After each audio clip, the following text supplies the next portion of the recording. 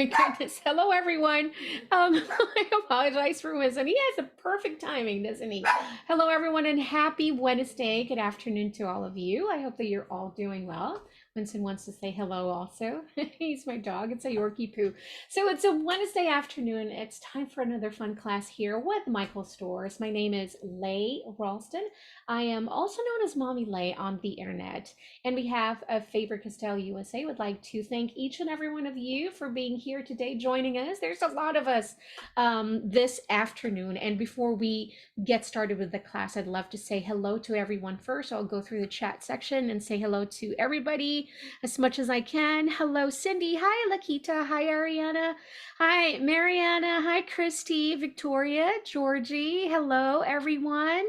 Hi, Judith. Hello, Tina. Hello, Cindy. I have a lot of neighbors in here. Hi, Barbara from Denton, Texas. I am here in New Caney area in Texas. Hello, everybody. So, greetings. Rebecca says it's snowing in Minnesota today. Ooh, brr, brr, brr, brr.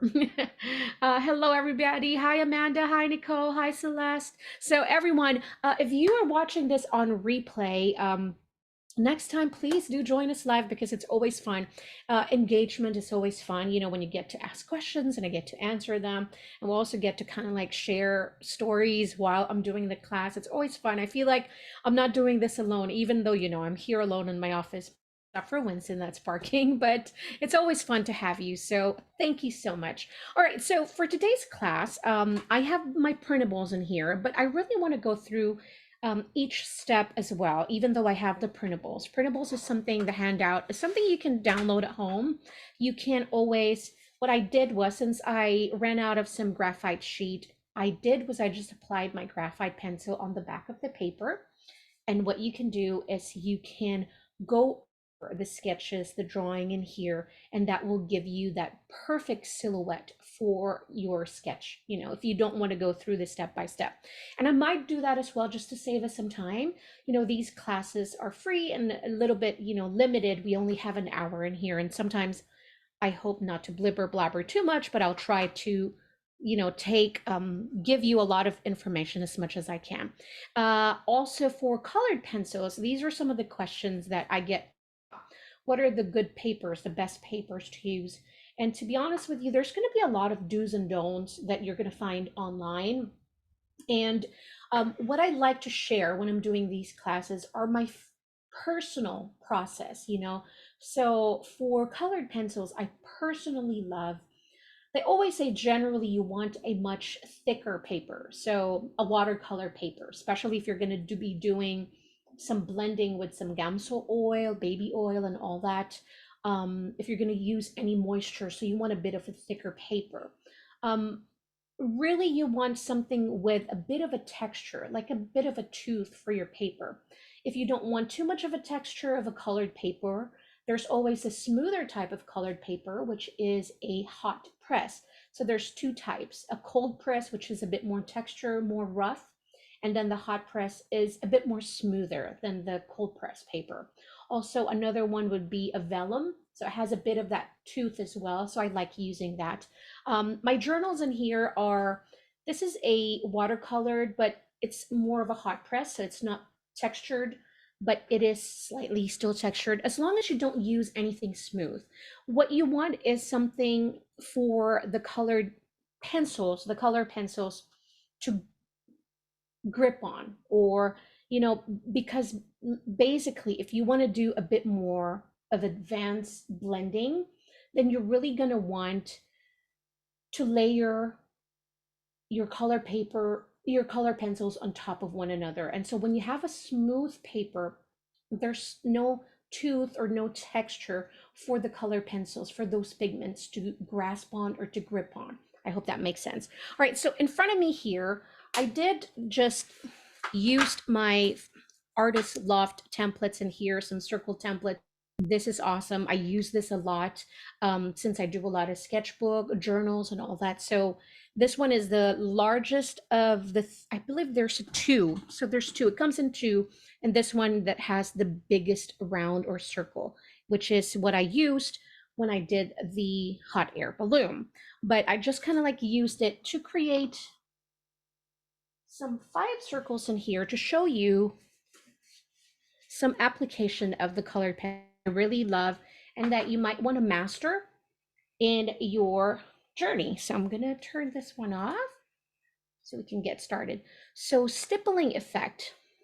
This is, of course, when you add like dots to color in. I try to zoom it in a bit more so you guys can see. So I'm using my favorite Faber-Castell Polychromos pencils.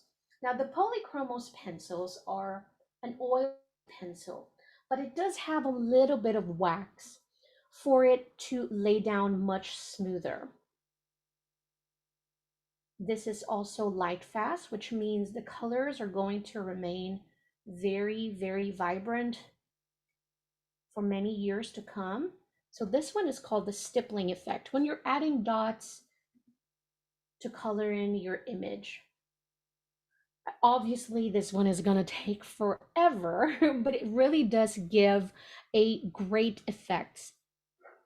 Now, the next one is hatching. Hatching is when I also like to call this the flicking motion, but hatching is going in one direction of a diagonal line, like this, to color in your image, right? Now the next one would be cross hatching. Notice also how I'm holding my pencil. I don't color like this way. Everything is always relatively 45-degree angled. So I'm using the tip and also using the body of that color pencil. So this one is cross hatching. You start with a hatching first, and then you lay a parallel line on top of this. So I will go across this one, and then I'll start adding that layer.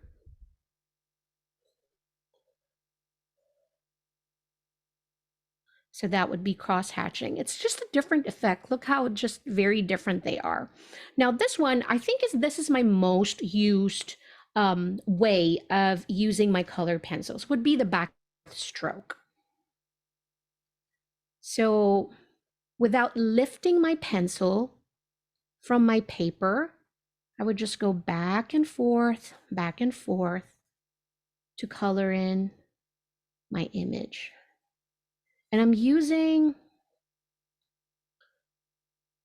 not so light of a pressure and not heavy either, just like what Goldilocks would say, just right, especially if I'm doing a first layer, or I'd like to call it also an underpainting or the undercolor. So that would be the back and forth stroke. Now, remember when you're a bit younger, maybe we have younger kids in here, but when I was young, I loved to color in this way, and I didn't realize that there's a term for it. It's called scrumbling. Scrumbling is, instead of going back and forth, this is when you're doing some circular motions to color in an image. So it's almost like a back and forth, but you're doing some oval or circular motions, just like this. And now that I am actually enjoying and really loving textures in my artwork, I love adding the scrumbling effect on top of my watercolored images. And I'll show you a bit of an example of that. I found my sketchbook in here. I have so much. So sometimes it's a bit of a surprise when I find something like, oh, that's left uncolored. So it's always fun finding something like this. So let's say this was colored with a watercolor. Now with my style of illustration, I really love the kawaii style, you know, that whimsical look. And so once I colored in my image with some watercolor, I like to go back in with the color pencils, and I like to add some textures in here. So I would add some scrumbling, which is that circular motion without lifting your paper from the pencil. And I just add texture like that. In areas where I don't want it to be very visible, I go really light in my pressure. just to kind of have that very smooth transition from a textured color to a very smooth one. So here you can really see, I might go a bit closer. So you have that a bit of that texture. And if you look at, it's a bit of an assignment for you tonight, you know, look at some, if you have like older children's book illustration, look how much texture that type of drawings have. You know, I know it's done digitally, but you can still see the texture. And I really, really love that. I have been enjoying that. Okay, so are we ready to rumble? We're gonna do our illustration. We'll put this on the side. This one. And I just used, I'm gonna use a mixed media paper in here. It's almost like a hot press watercolor as well. So be careful if you have applied your graphite pencil in here, because look at this. I have already transferred some of that graphite here. So just be careful with that, because the graphite pencil, also depending on how heavy you applied that graphite, it might be a little messy. It can get a little messy. All right, so apologize. I'm trying to. All right, here we go. So we have the full page. All right, since I applied the graphite sheet, you can just put it like that and go over it. Before that, I will do that as well, but I really want to show you, if you don't have these handouts and you want to learn how to create a hot air balloon, let's just quickly show you guys by using some of these oval templates in here. Now, the hot air balloon is not fully circle, so we're not going to use the complete circle in this template. Maybe you're going to leave 1/4, you're going to stop 1/4 below. So let's just say I'll start right here and I'll go around and stop 1/4 down. And because it's a pencil, you can always erase later on. So I was left with that, like incomplete circle, or like a letter C if you do it this way, just like that. I'll bring that down, and then I'll use one more of a template in here, maybe a smaller one. Maybe I'll use a bit more smaller. Now we can make this one square if you'd like, but I like to use this just to help me as my guide. Okay, so you have two, right? Now I'm going to use my eraser and do this.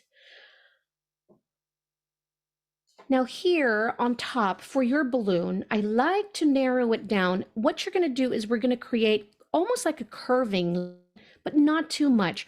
Really, what I've learned is that when I am doing any changes, any type of changes in my drawings, I've noticed that I would always make my moves so big. This was in the past, and I would always struggle. So when I say just slightly, I mean, ever so slightly is what I'm really trying to say. So just be careful, or you could always use and create it by using short strokes instead of trying to finish the whole drawing in one long stroke. Okay, so I'll show you that. So if I'm going to go add a bit of a diagonal line, I'm going to go curving line. I am sorry, apologize. So I'm adding just a little bit. Think of it as almost like a light bulb, right? So when you go and do a light bulb thing like that. So just slightly, ever so slightly on the sides, like this. And then I'm going to go close it. See how what I'm talking about? It's almost just like a light bulb. Just like that. And then from here, I just only use that circle to help me as a guide, but you can always make your bottom part as a basket. So you don't draw two diagonal parallel to one another, to each other. And then we're going to close it in by adding a curving line at the bottom, just like that. And then I'm going to close this in again using the same curving line. that we did at the bottom, just like that. So you have, and you can start adding in your strings if you'd like. You can start with 2, so you can start erasing some parts of it that you don't want as well.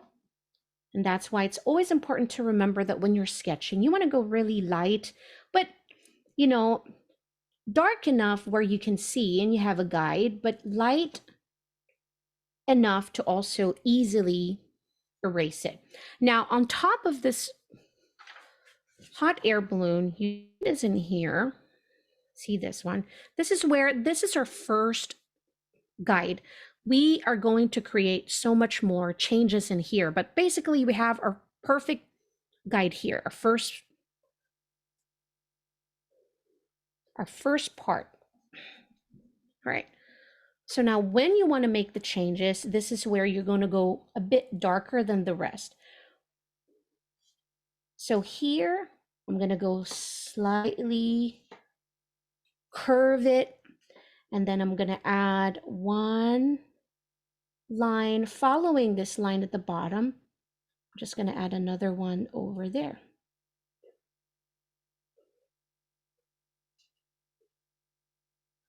And then I'm going to try and find the middle of my circle. And from the middle part, I'm not going to draw a straight line, but you can. So if you find that middle part, you want to add your straight line, just so you can have a guide where your middle part is. I'm pretty sure that's not super perfect, but you know what? We're just going to work with that. And then I'll start adding in my curving lines again. So even the most complicated drawings that you guys see, it's all created by using some simple strokes and shapes. So we'll just keep adding that. And go to the other side.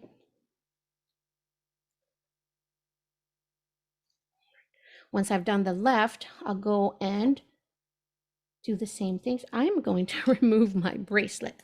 It's a bother. So I'll start doing that.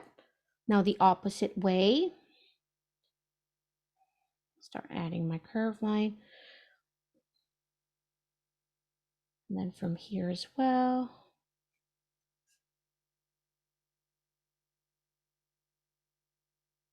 I'll do the same thing over here.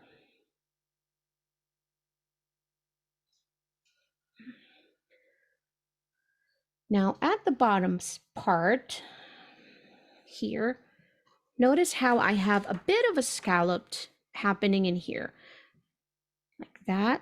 So I just added more smiles like that, little by little, and I'll follow this. This would be my guide. So I'm going to go here. This one would be that. This one would be that.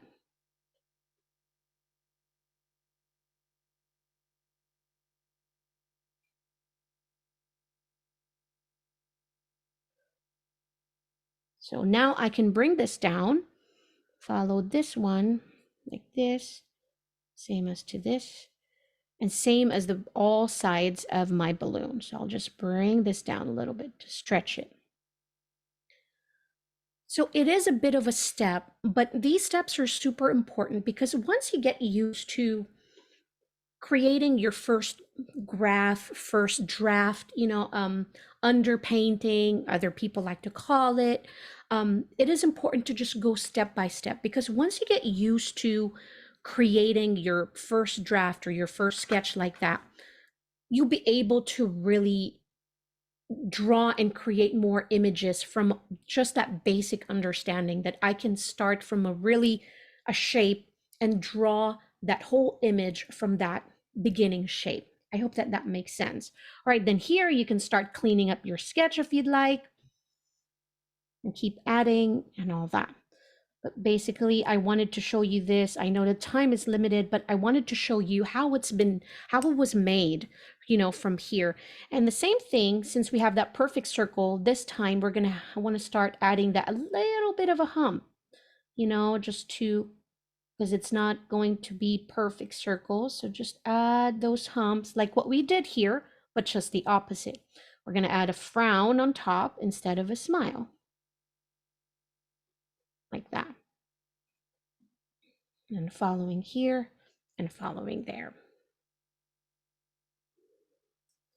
And then here, I'm going to add 2 sides like that. Now for the inside, to draw your main character, I chose a little cute bear. As if you've seen my type of illustrations, again, I like to say this, I really love the cute, whimsical illustration because first of all, they are so super simple and they bring me so much joy. So for a bear, it's super simple. I've been drawing this since I was little. An oval shape for the head, big circle, remember that song? Okay, and then I'll add the ear.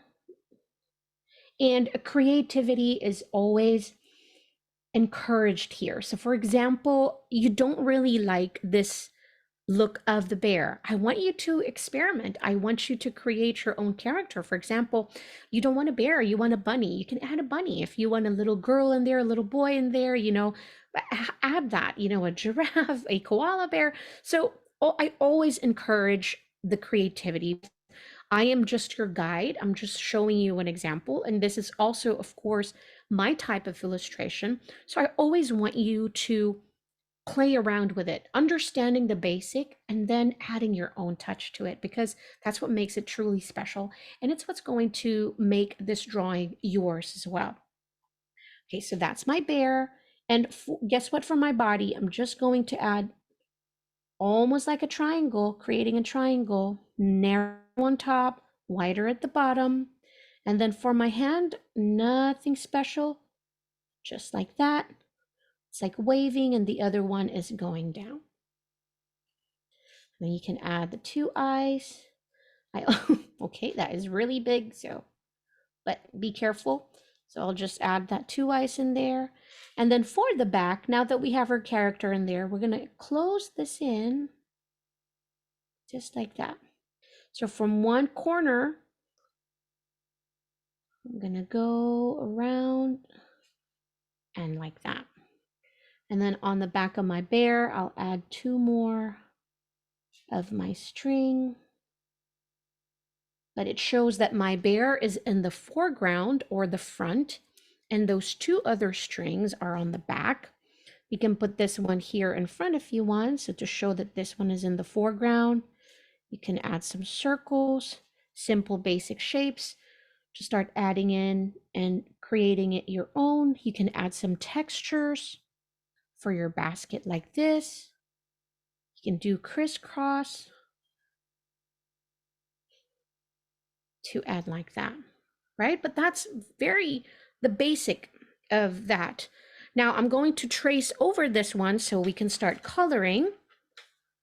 And if you did that with me, together with me, if you started from the very basic, now you can just clean up your sketch.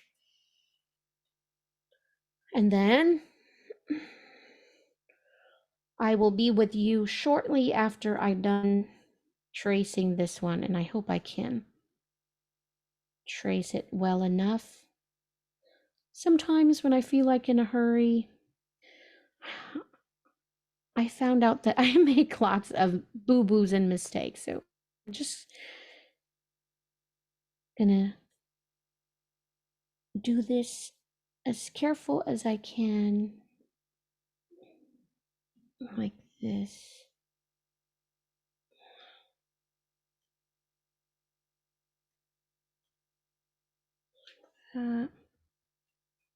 And then when you're trying to trace over your handout, if you're tracing over with me, if you feel like paper is going to move around, you can always use a washi tape to tape down your paper to avoid it from moving so much. That always helps. Okay.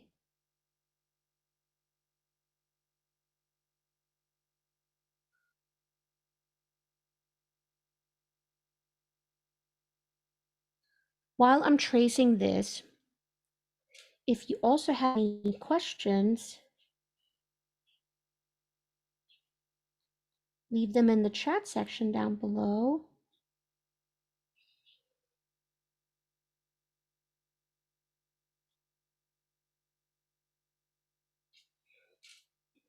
I noticed that my basket is super simple in the sketch.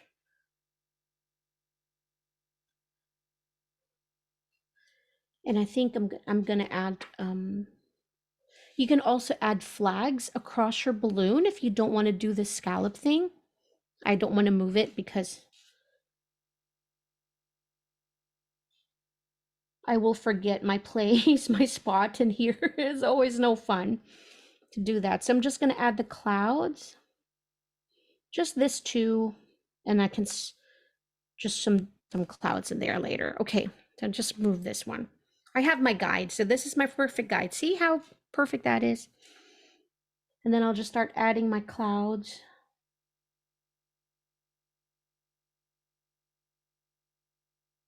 Perfect way to draw your clouds also is when you're adding your semicircle or your half circles or scallop shapes, you want to play around with the size of your half circles like that. It's going to give it a bit more character to your clouds instead of just one shape, the same, one size. It's going to look so redundant. The clouds are already redundant. So just to give it a bit of a flair and add a bit more character to it, you know, play around with that shapes. Now, I like adding some embellishment in my drawings. It just makes it even more cute and whimsical. So add a bit of a floating hearts in there. Which reminds me, you could always use the heart shape for your balloon as well next time. You know, that's another different style and a different look. Here you go. I'll just start adding my face to my bear. Like that.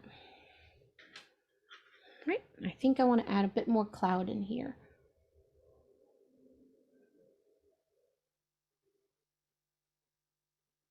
Just like that, one more. Now, I'm not going to concentrate on coloring our clouds because I can always finish that later. I really want to concentrate on coloring our main subject, which is our balloon. And we're going to be doing, learning some blending types. Now, we're not going to use any Gamsol or any baby oil in here. I think it's important that you learn how to blend just using layering, because this is the basic technique that you want to learn, which is also kind of like a foundation of all types of blending. Once you master the layerings to blend color pencils, I think you're gonna find out that it will be much easier to do the Gamsol later on because those require layering anyway. So we're gonna use layering techniques to color in, and you're gonna see this is going to make this illustration come alive with a bit of layering. Now I included the colors in the also in the class information, but if you don't have the same colors that I'm using today, it's okay. You can definitely use your own, but I want you to choose 2 or 3 different tones or value of the same color. So what I'm trying to say, what I mean, my head is not working correctly. What I mean when I say that is, for example, we have the pinks, okay? So I have a light, a medium, and a dark. but it's all in that pink color. So we can use this one, and this one, because we're going to use these 3 colors to layer in and create some depth and really shadows and highlights. And so I'm going to color in my balloon pink. So I'm going to choose 3 different value of pink. That's not it. Permanent carmine. So I'm going to choose the Pink Madder Lake. I'll use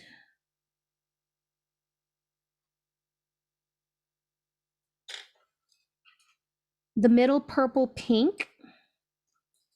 And then I'll use this one, the Alizarin. I can also go really light too, use the light magenta. But to be honest with you, once we do the first underpainting, the first layer, I can just go use this one and just go really light with the pressure, all right? So we're gonna use the back and forth to color this in, our first layer. And even though I erased some of my sketch, it's okay, I'm just gonna be careful. And you wanna go really light. And the way I can control my pressure, because I personally write heavy, and so I have heavy pressure when writing, I'm holding my pencil all the way here. And this helps me to control my pressure when I'm applying, the pressure that I am applying when I'm coloring. Because if I go closer to the tip of the pencil, I have the tendency to go really heavy with my pressure. So I hold it close to the end. That way it can help me control that pressure. There we go. So I'm just going to color this whole balloon with a light pressure. Doesn't have to be perfect, as long as we can lay down the first layer of color. And you know that the reason why I don't want to focus on the balloon, on the clouds, because this balloon alone will take us a long time to color in. So especially we're going to add, you know, some beautiful blending in here. So just still laying down colors. Oh my goodness, I am not.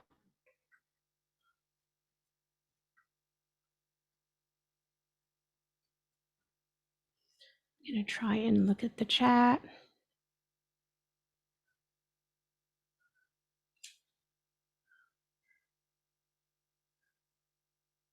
My chat was frozen till the end. Oh, I didn't see your chats. Oh my goodness. Okay, so now I'm looking at it. Lindsay said my fingernails are really, oh, thank you.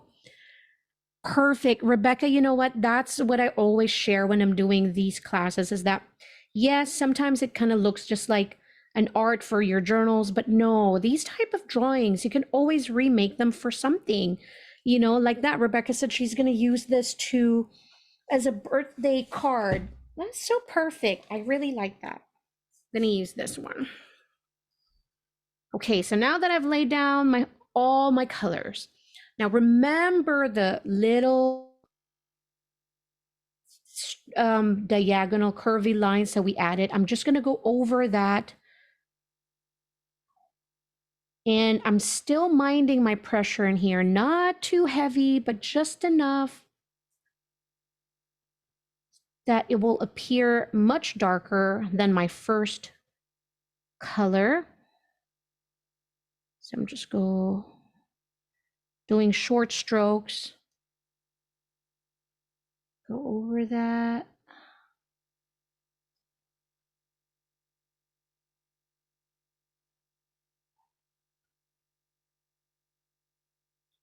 Like that.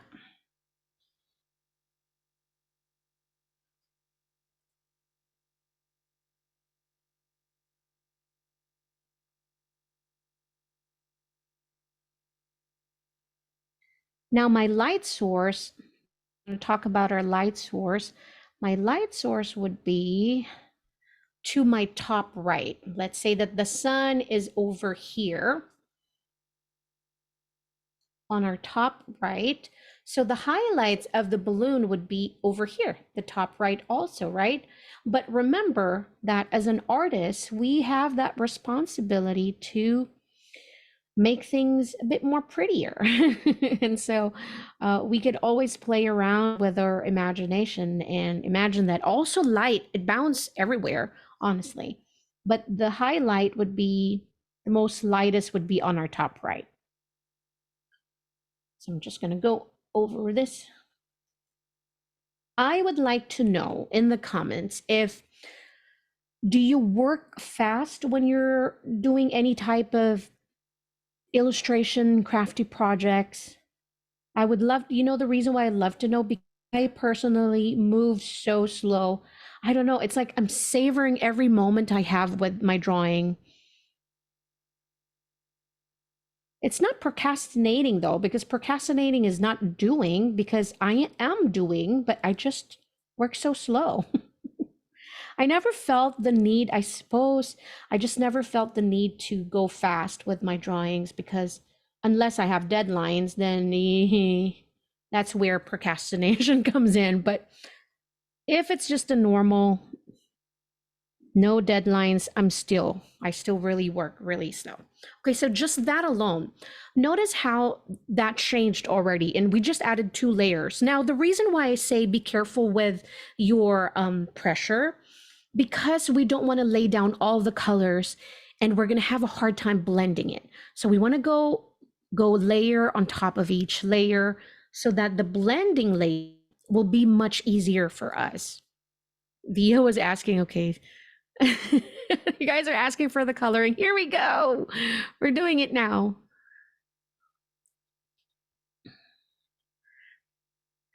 Santi said, I try to get a balance fast enough. I don't think too much, but careful and slow with the details. Oh my goodness. Thank you guys. I'm not alone in here. Okay. So I want to start with adding my darker value. So I'm going to go on my middle color, reach out my middle color in here. Where's my middle color? Here. So I'm going to use this. This one isn't much perfect. So I want to share with you the colors that I have, all right? So this is the Pink Matter Lake, the middle purple pink. And I don't know why I grabbed the magenta. I don't think I have it on my list, but I have magenta in here. So it works. Those look good. So I'm going to add my second, which is the middle purple. I'm going to go over here. Remember, light source is on the top right. So think of it here would be very light. So I'm going to add lightly my middle purple pink, just light, light, light. And I'm going to do a back and forth motion again. Okay. Go over here. I'm also going to concentrate on the crease or the folds of the balloon. So accentuate that and make that a bit darker. Like that. Go over here as well.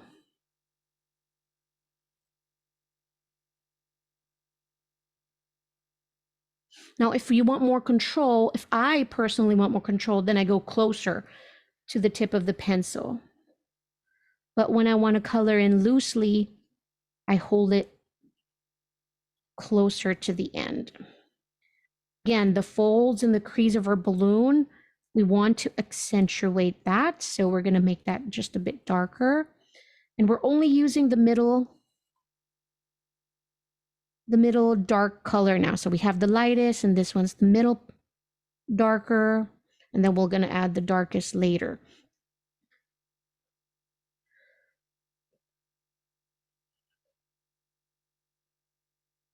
So here I'm going to concentrate at the bottom because we want to leave this, you know, just lighter than the rest. But still, I'm going to accentuate those crease. You know what I just realized, guys? I didn't draw my scallops or my flags. My goodness.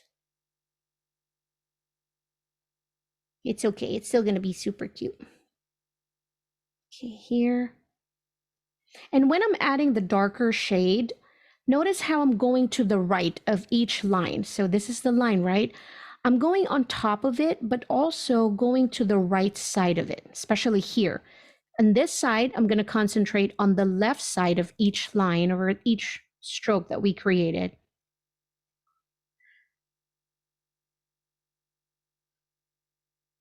So going on top of the line directly and also coloring just on the right side.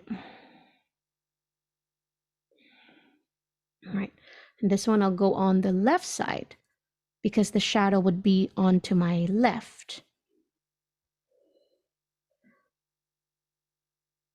Again, just really light pressure in here.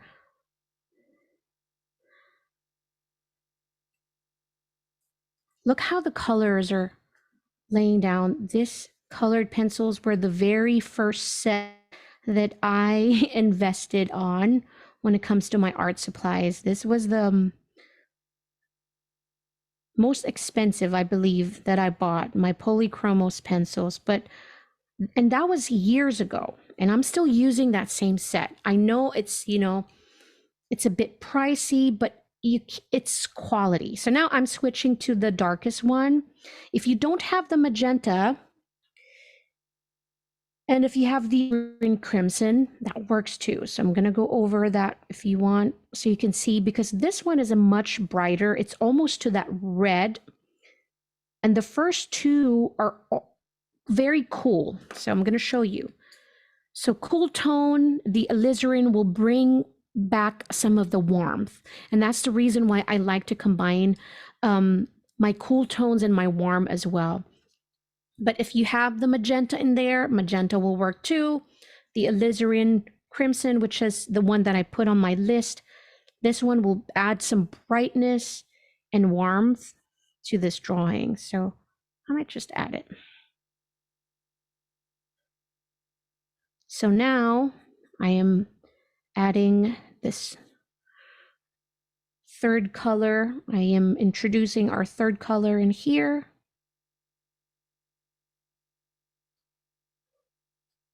With more controlled still of my pressure, I'm just laying down the colors, concentrating on this bottom part of the balloon. And here too. Now this one, remember, this one is almost going to be hidden from the sun, almost, but not really because light bounces. We're going to make it look like that. We are the artist, so we're going to decide on that.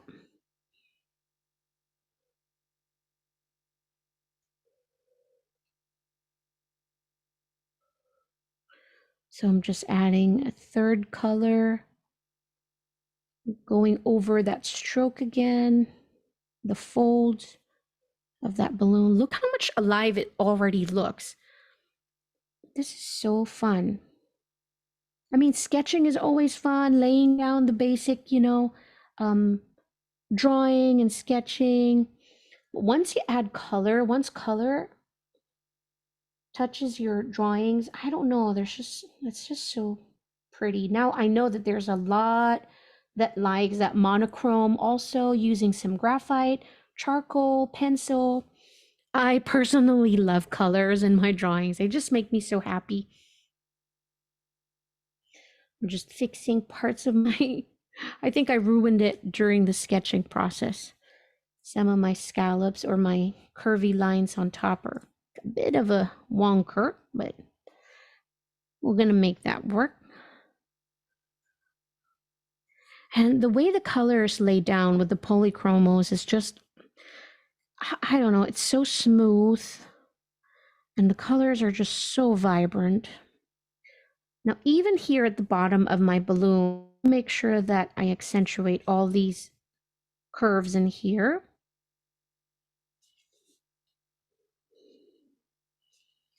Like that. And sometimes I like to switch between the middle tone and the darkest. I have to lay it down first.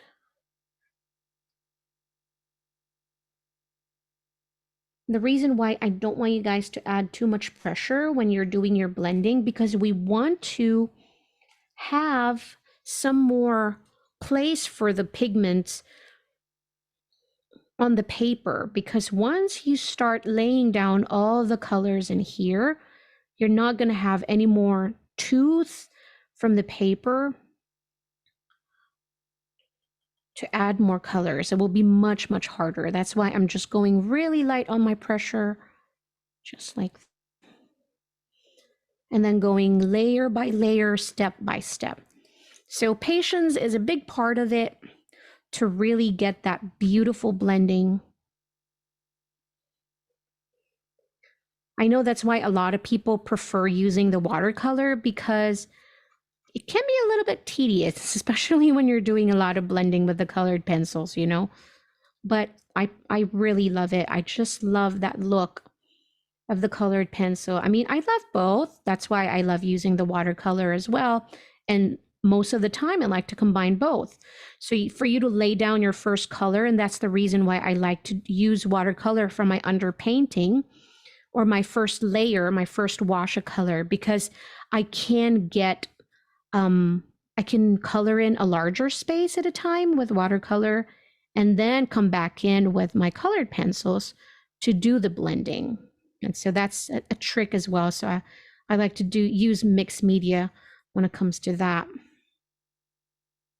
And the good thing about using one brand is that the colors are across, most of the time, across their products as well. So with the Pitt Artist pens, with the watercolors, the Albrecht Dürers, and all that. So you can almost find it all across the whole line of products. And so here I'm just going to add a bit of depth in here. And I'm going to leave this one light. I'll come back in. So this is my middle tone. Just adding it to the bottom. Just like that. And if you're creating with me today, we would love to see that. Please tag me on social media. It's at Mommy Lay. We love seeing your creations, and that's the only way, because when you use the hashtag Make It With Michaels, that's how I'm able to find your drawings. And some of you are sending it to me direct message, so I really appreciate that. I just really love it when you guys do that. Okay, so I'm using the lightest color again, and I'm going to go over everything with another light pressure just to blend everything else like this.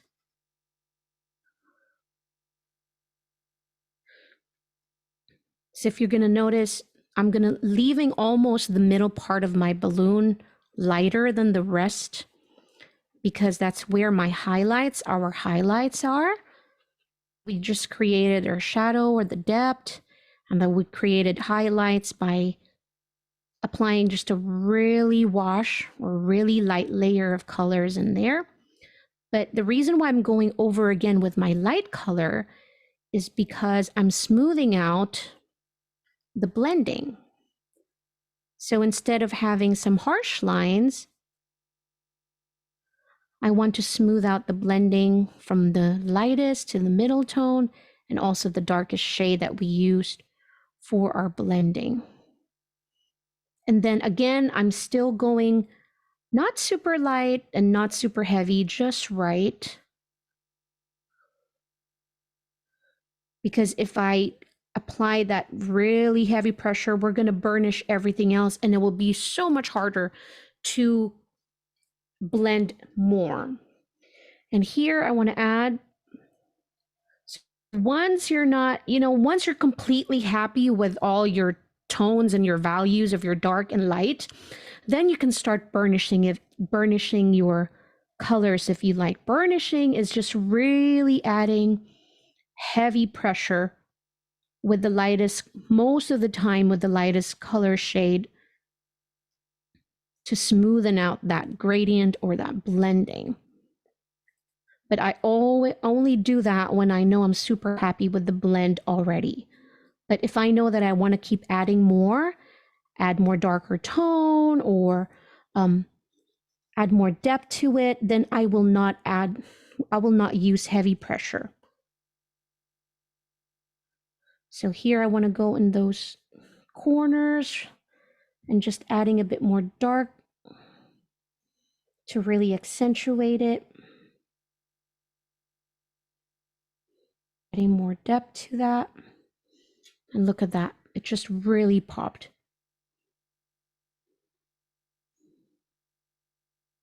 You can also use a marker to add some line art to your drawing if you like, if that's the look that you want. But in this particular one, I don't think that's the look that I am looking for. I really want this very smooth with just colored pencils. Sometimes using some line art, especially if you're going to use a black marker, it can appear harsh because of the pop of black. But again, I think it's personal preference. Most of the time, that's what I like. But for this particular one, I just really love that softness of the colored pencils. Just using the light, just adding a bit more here.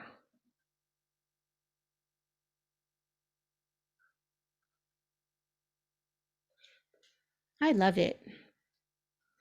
Okay, now for this bottom part, we can choose to, what did I use in my drawing? I can't even remember. We can add introduce another color. This one is the light magenta. So still in that pink. Just gonna add. You can make this, you can use any color that you like.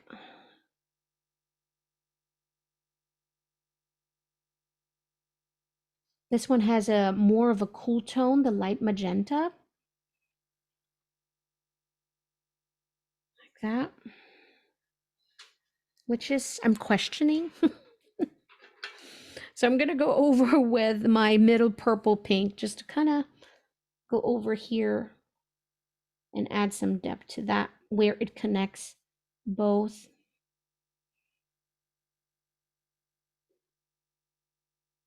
So just at the base, just like that. And then go over here on the sides.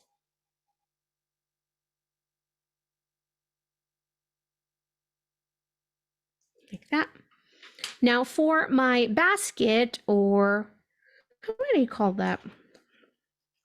Where my bear is, I don't want to use brown because my bear is going to be brown. So I want my bear to really pop because he's my main character. So I'm going to use the same light magenta in here for my basket. And I'm going to do the, for my first layer, I'm going to do the back and forth. So I'm just going over it really light.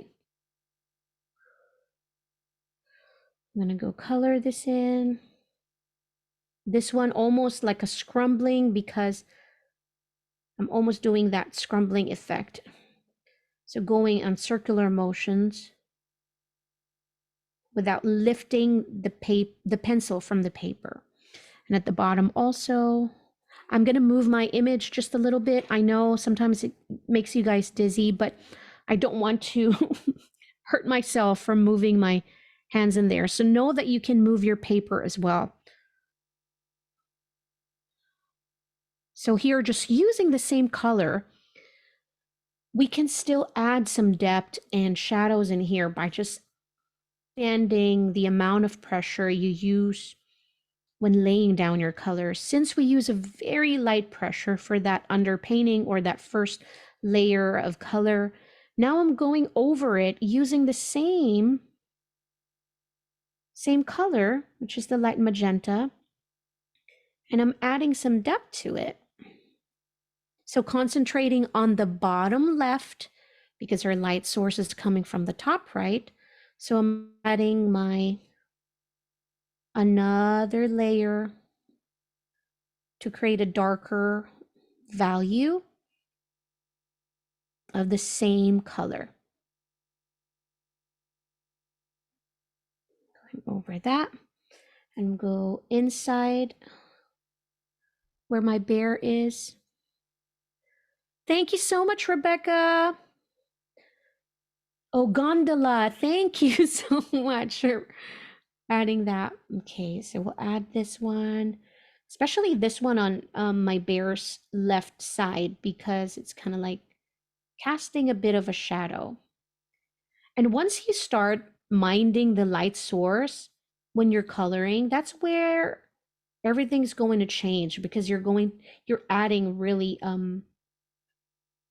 some different tones, introducing shadows, dark areas, lighter areas, and all that. But it can be a bit tricky. So I try not to go focus on that too much, as long as I understand the basic, because like what I said, light really bounces everywhere. So it can be, you can make it as complicated as you'd like, or just understanding the basic and go with that. Unless, of course, we're creating a real life painting, that's where it's super hard. And I've tried painting from real life also. It can be really difficult, especially the lighting. So there, we have a bit of a highlight. Oh, that's so cute. Hi, Debbie. Stenciling using some, you know what? I actually have a class coming up with some soft pastels, and we'll be working with some stencils also. So that's going to be fun. All right, now I'm going to use a bit of that crimson or even the magenta color just to introduce another darker area here, especially here. Bottom part of the gondola. You can also use this magenta to create like the line art for this one if you want a bit more structured and you want to add a bit of a detail to your stroke. So I'm gonna go do that.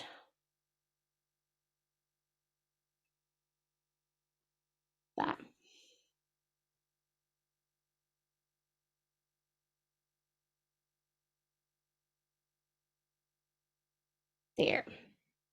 It's so cute. Okay, so now for my bear, I'm going to use my brown ochre. Actually, I want to start with a burnt ochre first. It has a bit more orange tone to it. So again, back and forth.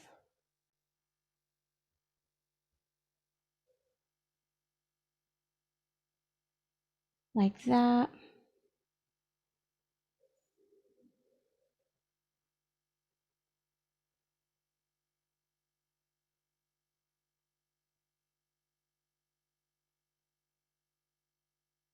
Like that. Then once I want to start adding my shadows, I'll add another layer of that first layer where the armpit is. We'll cast some shadows in there. Where the neck and the body, that's where I like to add darker. Where the arms, like that. It is so cute. My goodness, I'm gonna zoom in. Can I zoom in pan? There we go.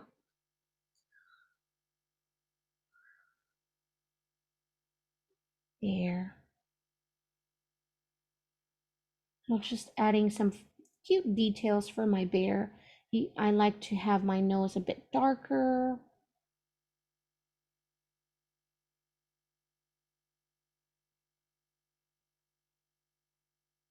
Like that. You can also add some blush, so make it look so cute.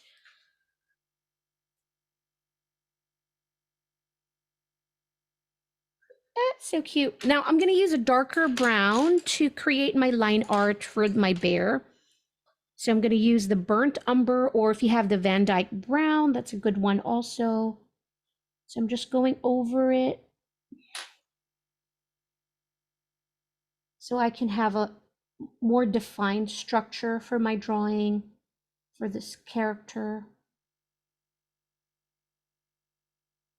So notice how I'm holding the pencil really close to the tip, because remember I said when I'm adding details and I want more control of the pencil, then I go hold it really close there. So the arms will be more defined.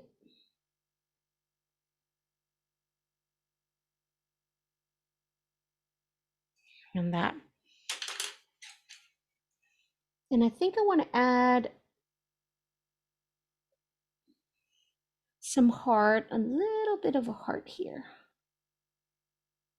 I'm going to add a heart.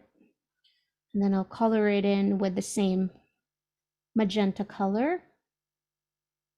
And this time I'm not doing any more blending, so I'm burnishing it and really laying down the colors directly into the paper to vibrant, to get the really rich color in here.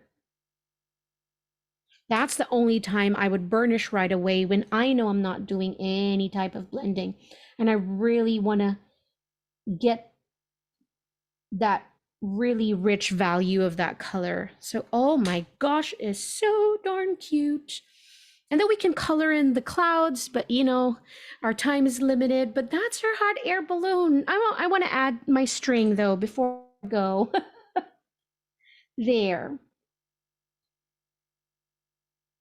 I know Valentine is over, but this is a perfect for like a wall art. You know, you can use this for nurseries. Oh my goodness, it's going to be so cute. Just your journals, your sketchbooks, covers, anything, you know, printables or anything like that. But I hope that this was fun, guys. I really enjoyed this class. I know that sometimes before I get into the main topic, I always like to show you the basic, how it was created. Even though I create the handouts anyways, I always end up teaching you the basic because I think it's really important to see that process. So you can recreate it even without those handouts and even without those templates. You can recreate it your own. Now you can make a balloon, a hot air balloon with a heart shape, probably, you know. But again, thank you so much for being here with us. In behalf of Faber-Castell USA, please show us some love on social media. Whichever social media you're in, Instagram, Facebook, TikTok, all those, everything else. And then of course, if you created anything with us today, would love to see it. Use the hashtag #MakeItWithMichaels, and I'd love to stay connected with you. Again, my name is Mommy Leigh Ralston. It's been a pleasure being your teacher today. If you have any questions that I didn't answer today, reach out to me on social media. I'd love to help. I hope that I'll see you next Wednesday. And we have this beautiful lettering for St. Patrick's. Can't believe St. Patrick's is next, but that's what we're going to do. A bit of lettering, a bit of watercolor. If you have, again, any questions, send me a message. I'd be happy to help. Thank you again, everybody. Have a great evening. As always, stay creative and stay happy. Thank you all.